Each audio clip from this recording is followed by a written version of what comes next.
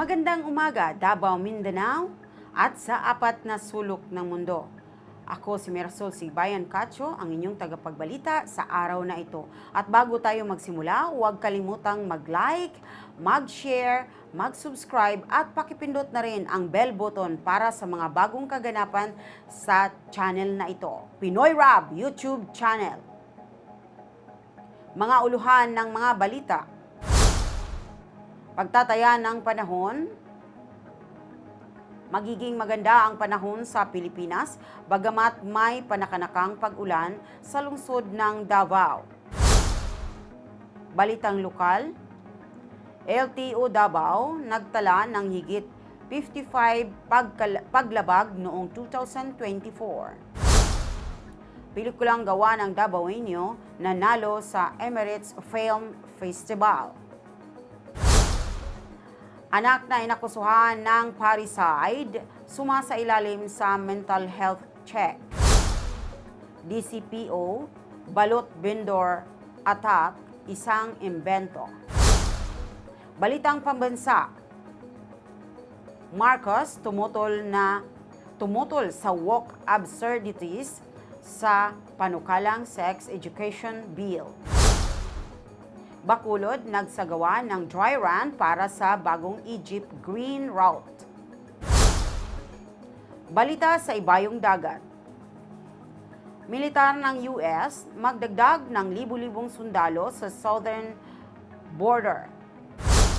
Bakit parang buong termino na ang 2 araw ni Trump sa White House?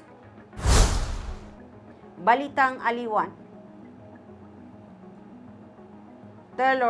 Taylor Swift at Morgan Wallen nanguna sa iHeart Radio Music Awards nominations.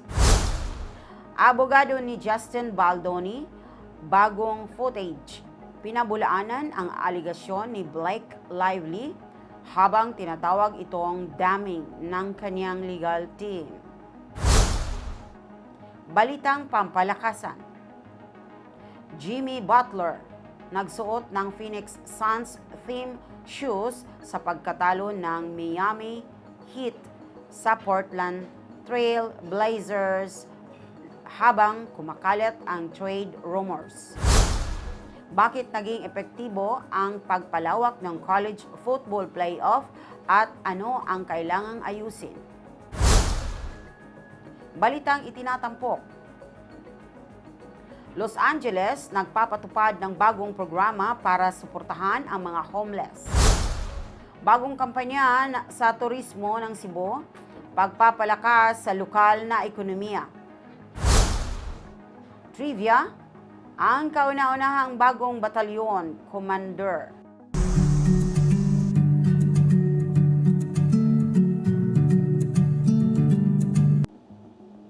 Pagtataya ng panahon, magiging maganda ang panahon sa Pilipinas bagamat may panakanakang pag-ulan sa lungsod ng Davao sa January 22, 2025. Inaasahan ang maganda at maaliwalas na panahon sa Pilipinas na may halong ulap at sikat ng araw. Ang karaniwang pinakamataas na temperatura sa bansa nasa 83 degrees Fahrenheit, 29 degrees Celsius, habang ang pinakamababa ay aabot sa 69 degrees Fahrenheit, 21 degrees Celsius. Bagamat maganda ang panahon, sa pangkalahatan, may posibilidad ng lokal na pag-ulan sa ilang lugar, partikular sa Silangang Mindanao, dulot ng umiiral na sistema ng panahon. Sa Davao City, inaasahan ang mainit at maalinsangang panahon. Ang araw ay magiging kadalasang maulap na may pinakamataas na temperatura na 91 degrees Fahrenheit, 33 degrees Celsius at pinakamababa sa 72 degrees Fahrenheit, 22 degrees Celsius. May posibilidad ng panakanakang pagkulog at pag-ulan sa ilang lugar, kaya't mainam na magdala ng payong kung lalabas.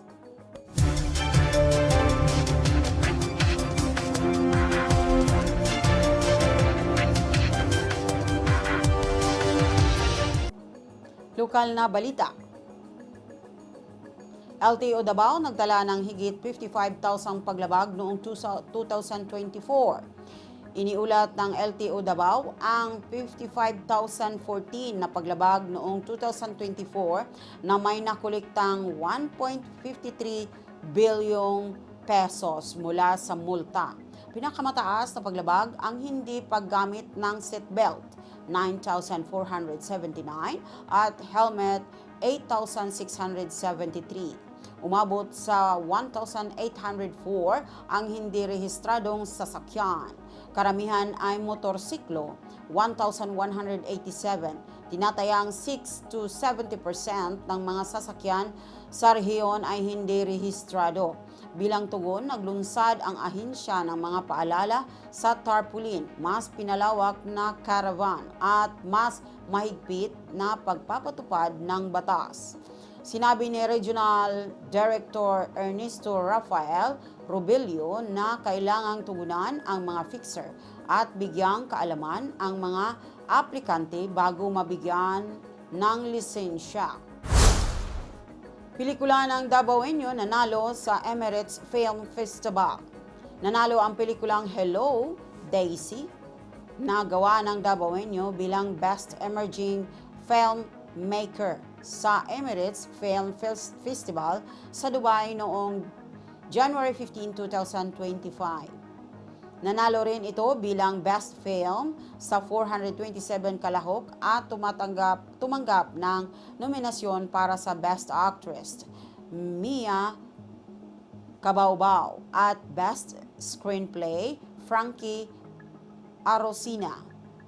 Tinatalakay ng pelikula ang seryosong issue ng online child sexual exploitation sa Pilipinas upang magbigay kaalaman at hikayatin ang aksyon. Pinagmamalaki ng Dawende Films na binuo ng Mindanaon at Davaoenyo ang pag-usbong ng indie filming sa Mindanao at ang pagkilala nito sa pandaigdigang entablado.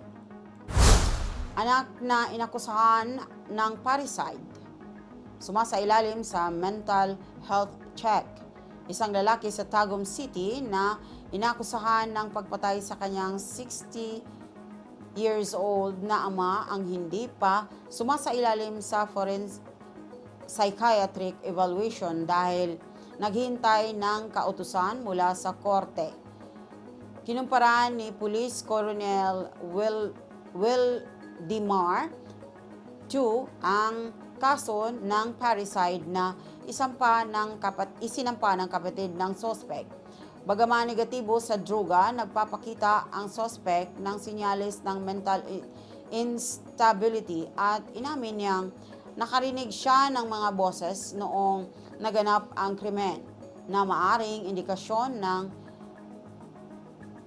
schizophrenia. Ang korte ang magpapasya kung kinakailangan ang psychological evaluation upang matukoy ang kondisyon ng kanyang pag-iisip. Kinumpirma ng DCPO, imbento ang balot vendor attack. Kinumpirma ng Davao City Police Office, DCPO, na imbento ang napaulat na pagnanakaw sa isang babaeng balot vendor sa Agdao noong January 19. Sa investigasyon at CCTV footage, walang natukoy na lalaking suspect, pepper spray o pag-atake. Napag-alamang self-inflicted ang mga sugat ng vendor gamit ang blade na na-recover sa lugar. Kinundina ng DCPO ang maling ulat na nagdulot ng kalituhan at pag-aaksaya ng resources. Nangako silang sasampahan ng kaso ang sinumang sangkot sa ganitong panlilinglang at hinimok ang mga Davaoenyo na maging tapat sa pag-uulat ng mga insidente upang mapanatili ang kaayusan at kaligtasan ng komunidad.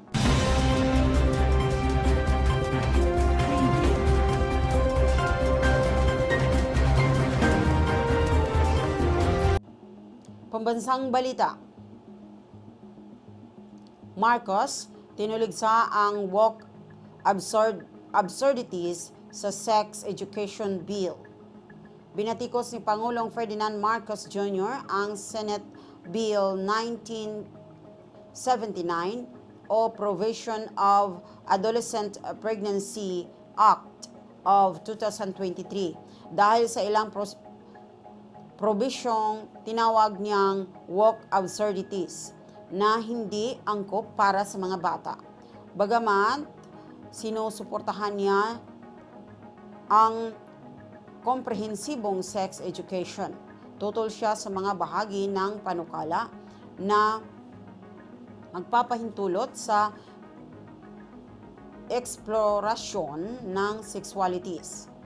Nangako siyang ibebeto ang panukala kung hindi ito mababago. Layunin ng panukala na isulong ng ilang senador na protektahan ang karapatan ng kabataan, tugunan ang maagang pagbubuntis at suportahan ang mga batang magulang. Pinagtanggol ni Senador Riza Hontiveros ang panukala laban sa maling impormasyon. Binibigyang diin ang layunin nitong magbigay kaalaman para sa kabutihan ng kabataan. Bacolod, nagsagawa ng dry run para sa Egypt Green Route. Sinimula ng Bacolod City ang dry run para sa bagong ruta ng electric jeepney Egypt mula Bacolod City Government Center hanggang Ayala Malls Capital Central na nag-aalok ng libreng sakay hanggang February 16. Ayon kay Mayor Alfredo Abelardo Benetes, layunin niyang gawing unang lungsod sa Pilipinas na may ganap na berdeng ruta ng pampublikong transportasyon na kasalukuyang hinihintay ang pag-aproba ng mga regulasyon. Ang inisyatibo ay nagbula sa dry run noong May 2024 sa barangays Vesta, Alegre at Cabog. Ang resulta ng pagsubok ang pagpapasya kung isasama ang mga ruta sa Local Project Transport Route Plan LPTRP.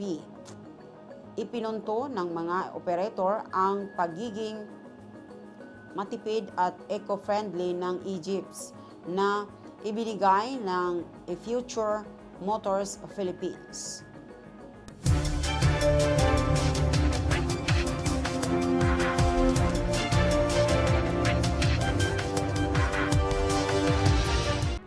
Pandaigdigang balita,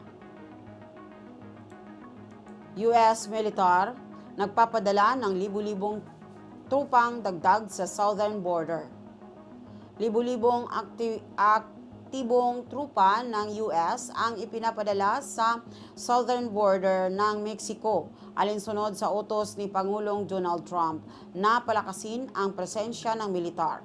Ang mga puwersang ito ay isasama sa kasalukuyang 2,200 tauhan ng Joint Task Force North at 4,500 National Guardsmen mula sa Operation Lone Star. Ang mga trupa ay tututok sa logistical support, intelligence gathering, air operations at command center is assistant, ngunit hindi papayagang magsagawa ng law enforcement activity sa ilalim ng batas na Posse Comitatus. Layunin ng deployment na suportahan ang border patrol at bawasan ang strain sa federal resources. Karagdagang trupa ang inaasahan sa mga darating na linggo na posibleng palawakin pa ang papel ng militar sa border operations. Bakit parang buong termino na ang 2 araw ni Trump sa White House? Ang pagbabalik ni Donald Trump bilang Pangulo ay puno ng matinding aksyon, mabilis na pagtupad sa mga pangako at pagpapatupad ng kontrobersyal na mga pulisya sa loob sa loob lamang ng 2 araw. Kabilang dito ang crackdown sa immigration, anunsyo ng $500 billion tech investment at pagbawi sa diversity policies sa federal government. Pinalaya niya ang ang January 6 rioters. Pinayagan ang ICE artist sa sensitibong lokasyon at kinutya ang ethics sa pamahalaan na nagdulot ng papuri mula sa mga taga-suporta at galit mula sa mga kritiko. Nagamit ni Trump ang estratehiyang punuin ang media ng mga aksyon, nagpapahirap sa accountability. Gayunpaman, ang tunay na pagbabago ay nakasalalay sa legislative success na may hamon dahil sa manipis na Republican House majority. Ang mga unang hakbang ay nagpapakita ng isang presidensyang nakatuon sa mabilisang aksyon at pagkagambala.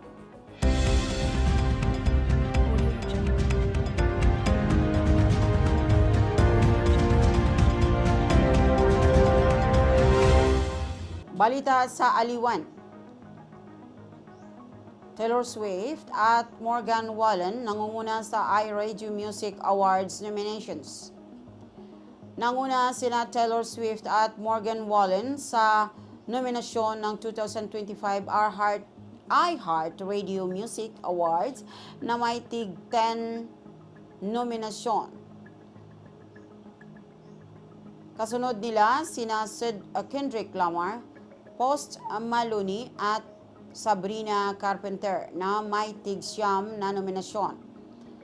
Tatanggalin ni Lady Gaga ang Innovator Award, si Mariah Carey ang Icon Award at si Swift ang bagong Tour of the Century Award para sa kanyang Eras Tour. Magbibigay pugay rin ang event sa Los Angeles matapos ang kamakailang mga wildfire.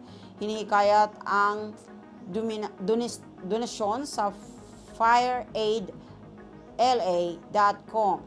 Mapapanood ang seremonya sa Fox sa Lunes sa March 17.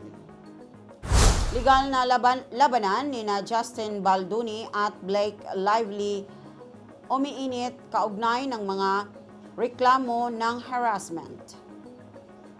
Naglabas ng footage ang legal na kupunan ni Justin Baldoni mula sa set ng It Ends With Us upang pabulaanan ang mga reklamo ni Blake Lively tungkol sa sexual harassment.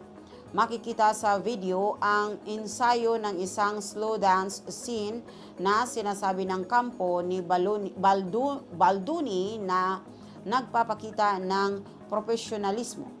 Ayon naman sa kampo ni Lively, ipinapakita nito ang kanyang pagkadismaya. Kapwa nagsampa ng kaso ang dalawa, kabilang na ang defamation claims. Balak ng kampo ni Baldoni na maglabas ng karagdagang ebidensya upang pabulaanan ang akusasyon ni Lively.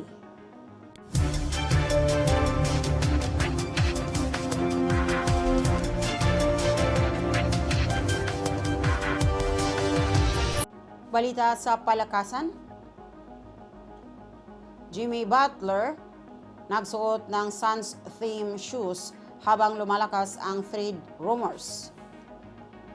Lumakas ang usap-usapan tungkol sa trade ni Jimmy Butler matapos ang pagkatalo ng Miami Heat sa Portland Trail Blazers 116-107. Napansin ni Butler na naka-Suns themed shoes at nakahiwalay sa kanya ang mga kakampi sa isang huddle. Ang 6 na beses ng All-Star ay reportedly nais lumipat sa Phoenix Suns bago ang trade deadline sa February 6, ayon kay ESPN's Brian Windhorst.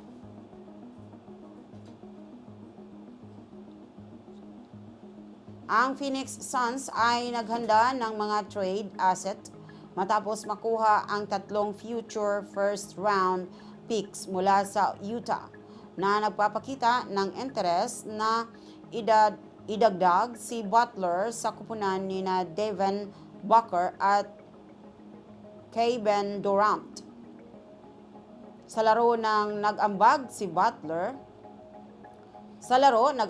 Butler ng 13 puntos, 4 na rebounds at 8 assists. Ngunit ang patuloy na issue sa Miami at trade speculation ay nagmumungkahi na ang paglipat ay nakabubuti sa lahat ng partido. Pagpapalawak ng college football playoff tagumpay pero may kailangang ayusin.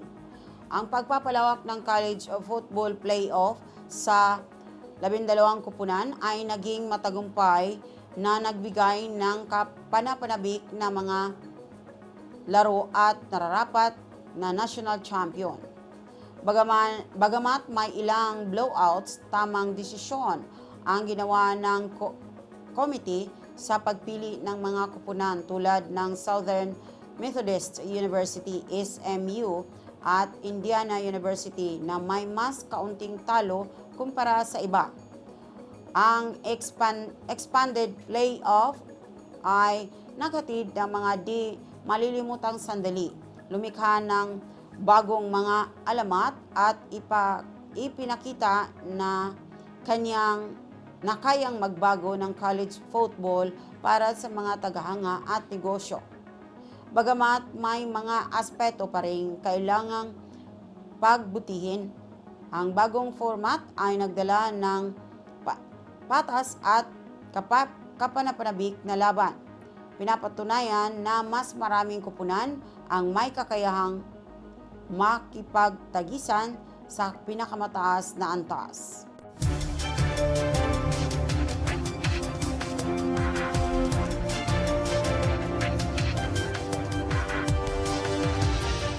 Mga tampok na kwento.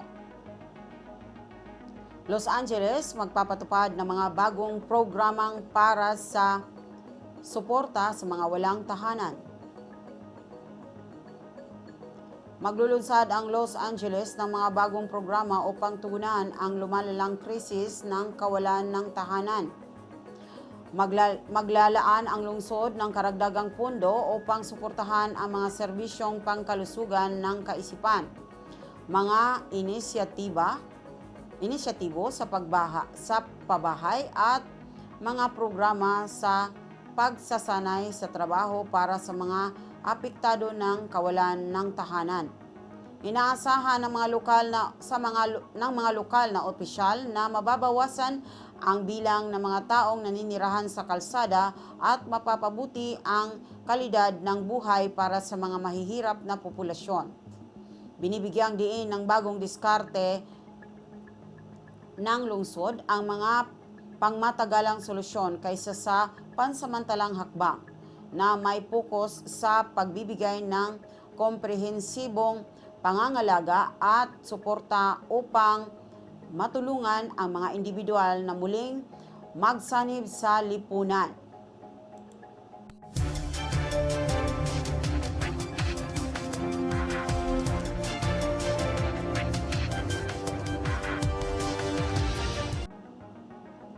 Bagong kampanya sa turismo ng Cebu upang palakasin ang lokal na ekonomiya. Maglulunsad ang Cebu ng bagong kampanya sa turismo na naglalayong makaakit ng mga lokal at internasyonal na bisita. Ang kampanyang tinatawag na Discover Cebu ay nagtatampok sa likas na kagandahan ng isla, mayamang kultura at iba't ibang atraksyon. Sa muling pagbangon ng sektor ng turismo pagkatapos ng pandemya. Layunin ng lokal na pamahalaan na palakasin ang ekonomiya sa pamamagitan ng pagpapakilala ng Cebu bilang isang pangunahing destinasyon para sa parihong mga naglalakbay para sa libangan at negosyo. Kasama sa kampanya ang mga espesyal na alok, mga kaganapan at pakipagtutulungan sa mga lokal na negosyo upang mapahusay ang karanasan ng mga bisita at suportahan ang pagbawi ng ekonomiya ng rehiyon.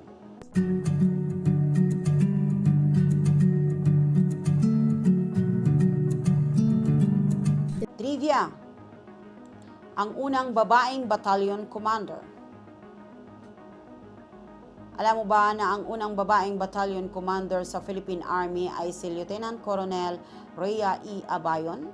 Nagsimula siyang gumawa ng kasaysayan nang italaga siya sa posisyon na nagbukas ng pinto para sa mga kababaihan sa isang larangang dominado ng kalalakihan.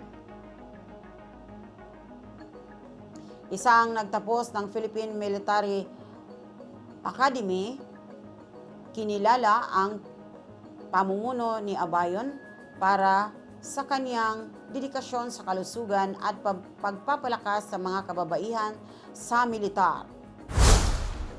Ang kanyang paghirang ay nagsilbing inspirasyon sa marami. Ipinapakita na hindi hadlang ang kasarian sa pag-abot ng tagumpay sa anumang propesyon. Patuloy siyang namumuno ng may kahusayan at nagbibigay ng malalaking kontribusyon sa militar at sa pagsusulong ng pagkapantay-pantay ng kasarian sa mga pwersang armado. At yan ang mga balita sa araw na ito. Maraming salamat po sa inyong lahat. At hanggang sa muli, ako po si Merasol Sibayan Cacho, ang inyong tagapagbalita. Magandang umaga, Davao!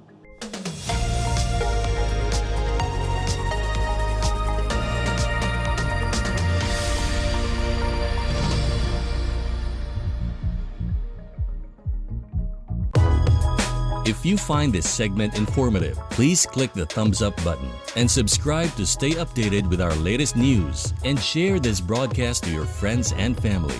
Your support helps us keep you informed. Help us get our first 10,000 subscribers. Your engagement matters. Liking, sharing, and subscribing to our content not only helps more people discover the important stories we bring you, but also supports our team's hard work. It boosts our visibility in the algorithm, making it easier for others to find ways to stay informed. Plus, it helps us generate more resources to continue delivering the news you rely on. Thank you for being part of our community.